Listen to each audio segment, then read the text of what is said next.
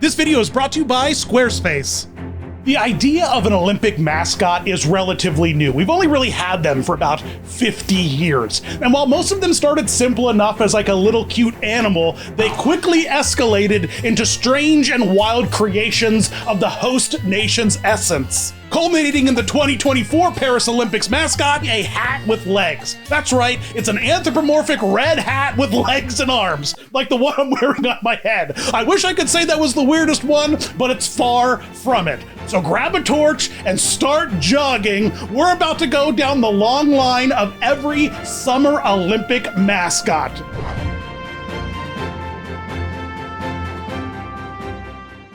The first Olympics to feature a mascot were the 1972 Games held in Munich, Germany. At the time, the most popular breed of dog was the Dachshund, an extremely energetic and beloved breed that everyone thought to bring joy and excitement everywhere it went. And of course it did. It's like, look at this little pup. They're the cutest. So they invented a little character pup named Waldi to represent the nation's excitement for the games. And it was brought to life in all of these small little stuffed characters and merchandise that you could buy in celebration of the games. Now, I wish I could say there was a walk-around mascot for Waldi, but there wasn't. Instead, they actually used real Dachshunds. In fact, there is a parade of Dachshunds on the way to the Olympic opening ceremonies that they televised. That's how much this nation loved this dog. And notice the design of Waldi. He has a lot of the colors of the Olympic rings down his belly. It's almost like the Dachshund was jumping through the Olympic rings and got stuck. And fun Olympic fact for you, the marathon course for that year's Olympics was in the shape of Waldi. They did a specific outline. You could see it with his little nose and his little tail. So there you go. There's your little marathon run fact Olympic cool thing you just learned. I thought it was cool when I learned it. Amik the beaver was the resident mascot for the 1976 Summer Games in Canada. The name Amik is from the Indigenous Canadian people's word for beaver, an animal that holds a lot of significance to the host country. Beavers are an important part of Canadian history, with the fur trade helping to establish huge portions of its commerce. The red stripe across his belly represents the ribbon that holds the medal for the athletes, and there's a special version of Amik that has a rainbow ribbon, which represents the Olympic Organization Committee. So anyone who worked on or with that committee had that special Amik ribbon, but otherwise, the normal mascot was just the red ribbon. There were two beaver mascots, a white one and a black one, and I even found this weird photo where apparently they had rideable Amiks that you could jump on top of and get your photos with. I'm not sure. These two huge beavers in a parking lot. Oh, this is such a wild mascot, but honestly, I love it. And the merchandise was fun too. I found candles and plush and wooden toys. People were really into getting merchandise of the mascots, and I love that. And honestly, you can't get much more Canadian than a beaver dressed in red. The 1980s Moscow Olympics gave us our first walk-around mascot, Misha the bear. Bears have long been a symbol of Russian strength, so this was an absolute no-brainer for them, right? The opening ceremonies leaned in hard to Misha, with an army of them dancing on the field. I love this. Misha, you're so cute. Misha even got a cartoon. How about that? She was the first mascot to be cartoonified, and that's a popular trend you're going to be seeing a lot in this video. And best of all, at the closing ceremonies of the game, Russia brought out a giant Misha balloon covered in balloons like Pixar Up style and just launched her into the sky, bidding her farewell. Maybe she's still up there floating to this day. Who knows? Actually, I really love Misha. And they even did these cool placards in the audience where the audience would animate pictures of Misha. It's worth noting that the 1980 Olympics also had a seal mascot for the water games named Virgil, but no one remembers Virgil. No one talks about him. No one really brings him up, but he was kind of the first duo mascot where they had a mascot to represent a different portion of the games. We'll see this happening more later, but Virgil is the first. And I like there's some merchandise where he's got big old whiskers. And essentially, I never thought that seals just look like bears with giant whiskers. That's the first for me. The merchandise looks suspiciously like Misha the bear, just with giant whiskers. When the Olympics came to California in 1984, the plan, of course, was to use the state's animal, a bear, as the mascot, but Russia got to it first, and they stole the bear concept, so they had to scramble quick. And they did, and they reinvented the wheel with the help of a Disney animator, Bob Moore, who whipped up a special Sam Eagle character for the host of the Olympics. And let me say, this is perfect. Of course, an American eagle in a top hat as the host of the Olympics. It's genius. Also, I gotta say, I love that at the debut of this costume character, when they revealed him, he immediately fell down. That's how the world met Sam Eagle, by him falling over mid-spin. He's a patriotic bird, you know, with a huge hat, a big face, and a lot of energy. So I gotta say, I like it for that. And it really marks the first push into a main walk-around mascot character for the Olympics, elevating the idea of it just being kind of like an advertisement or some kind of like, you know, opening ceremony or closing ceremony thing, and turning the character into like a presence during the games. Let me tell you something, Sam Eagle was everywhere. He was even in a McDonald's commercial. And the character wasn't retired after the games. Instead, he went on to do fundraising for the LA 84 Olympic Committee, although with a slightly revised look now. Like there's a modern Sam, and he's got like the logo instead of the Olympic rings, but Sam Eagle still lives on. And I just want to say, not to be confused with Sam Eagle from the America Sings attraction at Disneyland or Sam Eagle the Muppet. This is a completely different Sam Eagle. Bizarrely, the Sam Eagle American Olympic mascot ended up with a Japanese anime series in which he was a detective that like solved crimes with the Olympic rings on his hat. I don't know, figure that one out, guys. And when you do, call me. But it's cool. It's cool to see that, like, you know, Japan just went hard on our mascot in a weird detective series. I like it. I watched an episode. It's crazy. It's cool that Sam Eagle is like a sort of creation by the Disney company. You know, this is the Disney Dan channel where I talk about all kinds of costume characters, and I had to bring him around to Disney eventually. You knew I would, and here it is. Here's the connection. The people of Korea voted for the native tiger to represent them when the games were hosted in Seoul in 1988. They named him Hodori, symbolizing nobility and bravery while also being a little humorous. He wears the Olympic rings around his neck and a traditional Korean hat called a sengmo, and the ribbon is often drawn as an S to represent Seoul. This is cute, I like it. I like the little ribbony hat, it looks cool. This guy's cool. And he also had an anime cartoon, of course, and it has like a cuddly vibe to him, which I kind of dig. Maybe it's because I was a Frosted Flakes enthusiast as a kid, and that's why I have a special place for Hodori in my heart. There's a female version of the character named Hosani. The mascots of these guys are just basic tiger mascots with the hat. Like, they didn't go super hard in designing anything special for these guys. It's literally just like an off-the-shelf tiger costume with a special hat. They kind of let me down just a little bit with these tiger costumes, I gotta say. The 1992 Olympic Games held in Barcelona saw the first artistic, stylized Olympic mascot, Cobi. This really broke the mold of the traditional mascots we've seen so far, which have just been like a character that's just been straightforward, like bear, eagle, tiger, beaver, dog. But now we've got like an artistic dog, like a stylized cubist dog in the style of the giant Pyrenees mountain dog. You know, that big old furry breed? Well, this is him, but, you know, kind of cubized. And at first the reception was pretty mild. Like, people were like, it's artistically stylized, and I don't know, I'm so used to, you know, it being pretty straightforward. But eventually the public did warm up to it and really opened up the door for a lot of future host countries to get very artistic and creative with their mascot design. So thanks, Barcelona, for paving the way for some real insanity to come. Cobi also had his own cartoon series called the Cobi Troop, of course, right? And the walk-around mascot for this thing is insane looking. Like, it's insane. It's like this inflatable, like, wrinkly flesh tone thing. And you know what? I gotta say, it does its job great because it really grabs your attention. If this thing were to walk by me, I'd be like, whoa, what's going on with old wrinkle face over here? And if you think the costume's bad, the merch for this guy is truly cursed. Atlanta took the idea of a conceptual artistic mascot for the Olympics and really ran with it. Sometimes we get to meet Olympic mascots early. As each Olympic ceremony closes, it gives the opportunity for the next host country to bring like a delegation to the closing ceremonies to like kind of present something. And sometimes we get to meet mascots early as a part of this, and we got to see the first version of Izzy as early as the closing ceremonies of the 1990 Barcelona games that we were just talking about. Here he is. Here's Izzy right there in the flesh. And this is, the reception to this was not good. It was a flop. People hated this thing. They despised this giant bug-eyed, toothy mouth, weird-tailed, like amorphous blob. Like, what was it? It wasn't anything recognizable. It's not a thing. It's not an animal or a familiar object. It's just something new and weird. Apparently, Izzy from the Olympic Committee is the spirit of the Olympics. You know, it's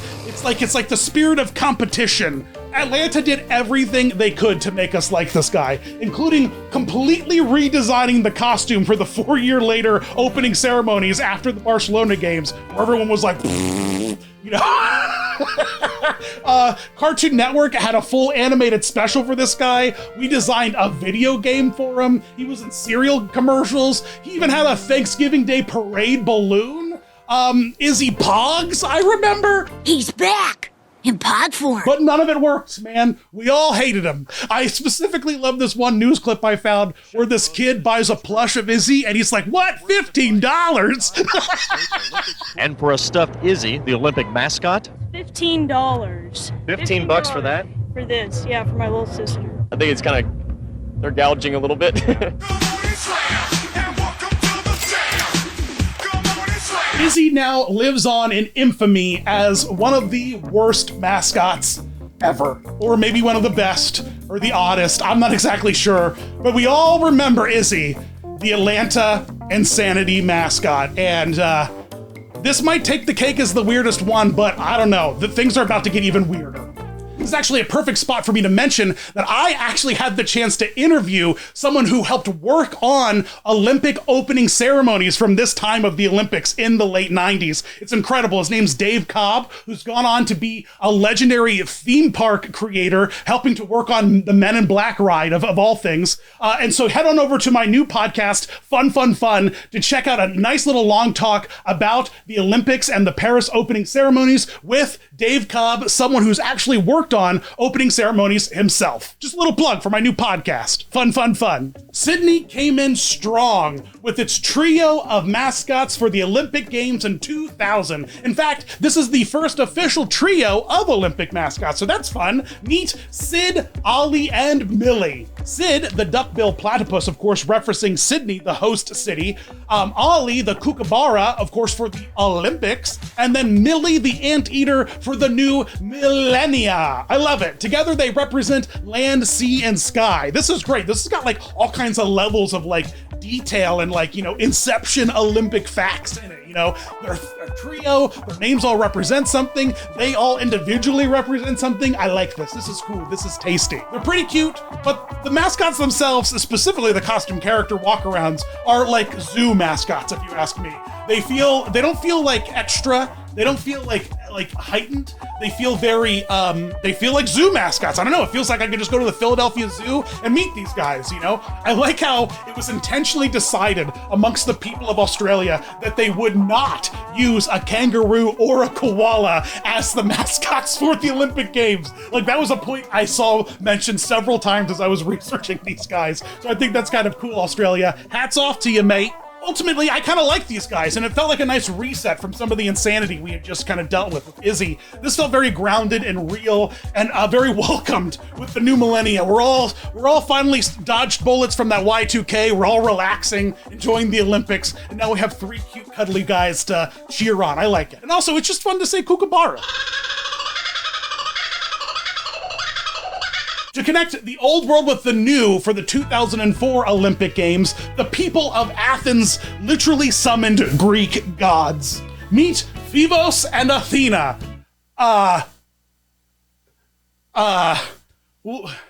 What is going on here with these two? These two look weird, guys. And is it just me? Look at their weird heads and humongous feet.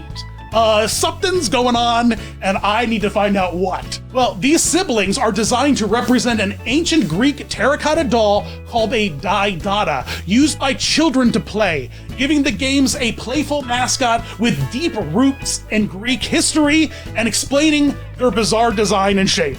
The feet, I just can't get over the feet. The feet are so huge. Like, I get it, it's an old toy. They didn't really figure out how to balance things in ancient Greece, so they had to make things with wide bases. So, yeah, sure. Phevos, the blue guy, is another word for Apollo, the god of light, while Athena, the orange girl, is the god of wisdom and the protector of Athens. And once I started to kind of learn about the symbolism and the names and stuff, I kind of started to like them. Their bizarro designs start to grow on me a little bit. But man, watching these costumes stomp around must have been really something. Really something. Boy, things got really cute when Beijing hosted the Olympics in 2008. Everyone, please meet the FUWA, aka the Good Luck Dolls. These things are agents of chaos, guys. They're incredible. Each of the 5 characters are named with a cute, childlike nickname, echoing the same sound twice. Bebe, Jing Jing, Hun Hun, Ying Ying, and Nin Nin. That, when combined, forms a full sentence. Beijing Hun Ying Nin. Welcome to Beijing. I hope I said all that right.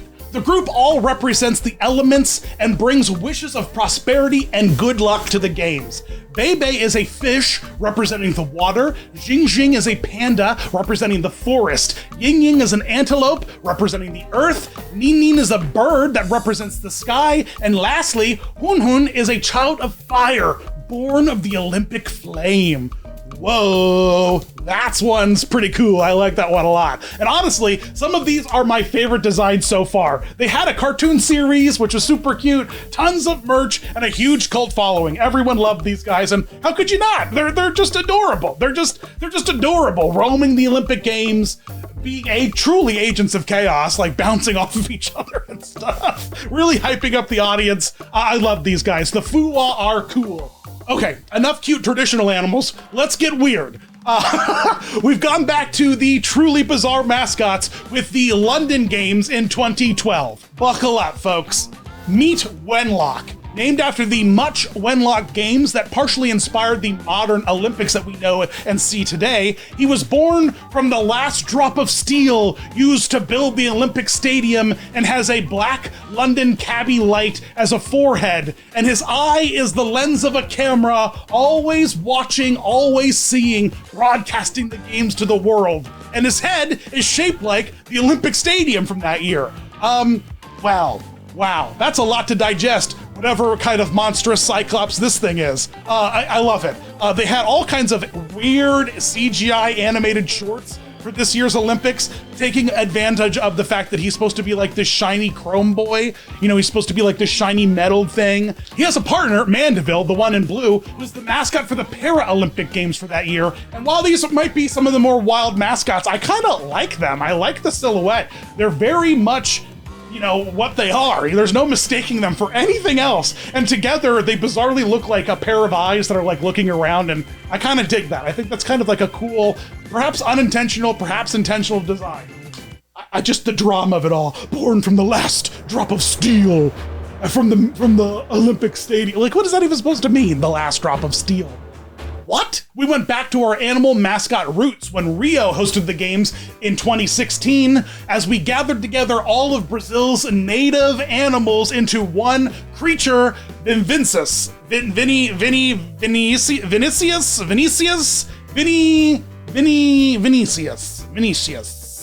I don't know. Apparently, the story is that Vinicius was born from the explosion of Brazilian joy when the nation learned that it was going to host the Olympics. Everyone got so excited that a weird monkey thing materialized. As we go on into these bizarre creations, we get really, really bizarre exposition. It's just gonna get weirder, guys, I'm sorry. He's supposed to be a mashup of every animal in Brazil. So he's supposed to have the agility of a cat, the sway of a monkey, the grace of a bird, and it is this thing. I'm not sure. It looks like a Pokemon, if you're asking me. Both of them look like Pokemon, if you ask me. They also designed a mashup of all the plant life, a companion mascot for Vinicius, and they gave that one a much easier name, Tom. Tom the Tree Man. An amalgamation of all plant life in Brazil, and this is the mascot for the Paralympic Games. I love it. And he had a special power, Tom. He can pull everything and anything out of his leafy head, like Mary Poppins and her bag, you know? I don't know. Why is the canon for the Rio mascot so strange? An explosion of Brazilian joy and a bush with everything in it.